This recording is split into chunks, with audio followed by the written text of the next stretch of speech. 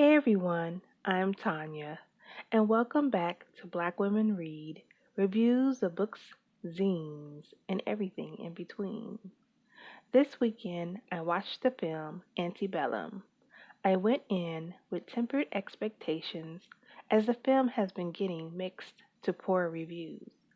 There was even an article I read that stated Antebellum was the worst film of 2020. Ouch. However, I decided to still give the movie a shot, although I must admit there were some red flags around the release of this film. Initially, the movie was supposed to be in theaters this past spring, but then Rona hit. I still thought it curious why it just wasn't streamed as a lot of movies were that were in theaters at the time. The film was eventually pushed to an August date, so I patiently waited until then. Then it was pushed to September. And finally, the week before the film's premiere, all the bad reviews. Things weren't looking so good. The film stars the Electric Lady herself, Janelle Monae, as Veronica Henley, a contemporary professional black woman. She is the author of a popular book, Shedding the Coping Persona, The Metamorphosis of a Revolution.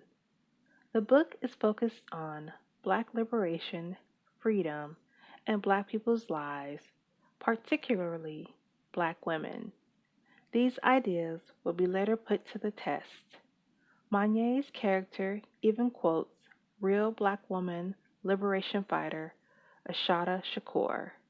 She states, "The only thing we have to lose are our chains."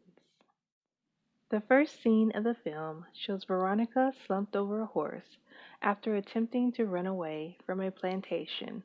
She is later horribly abused and branded. After she is sexually violated by the slave owner, she wakes up in current times to see the smiling face of her husband. She is soon off on a flight to an event to promote her book. After a night out with friends, she is kidnapped. The movie then returns back to the plantation. When the film was first announced, I thought they were biting a bit off of Octavia Butler's book, Kindred, in which a modern black woman finds herself propelled back in time to slavery. However, the twist in the film is actually even a bit creepier and not as far fetched, as it shows the past is more the present than it isn't. I also like how current slavery movies highlight the complicity of white women, as they have often been shown in the past as victims themselves during slavery times and not willing participants.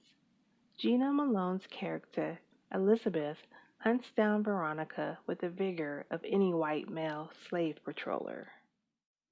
Yes, there are flaws with the film. Monet's character was not fully developed to me, and her husband and child are presented almost like those stock photos you see of a black family unit. The other black characters in the film are also generic. There is one black male character Veronica connects with, but is given nothing to work with. All of the acting was hit and miss. The film also slips dangerously into colorism, cliche black women tropes.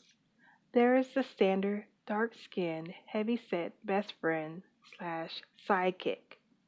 With that said, there are some key scenes with the friend, played by Gabby Sidibe, that give important light to racial microaggressions. And there is, of course, the tragic mulatto. The ending also felt a bit rushed. Yet, I still enjoyed some aspects of the film. Personally, as someone into Afrofuturism, that quotes involves reclaiming some type of agency over one story, a story that has been told throughout much of history by official culture in the name of white power, I can appreciate the ambition of the film. It's a decent dabble into alternative black storytelling. I give it a B minus. Thank you for listening, and I will see you at the next video.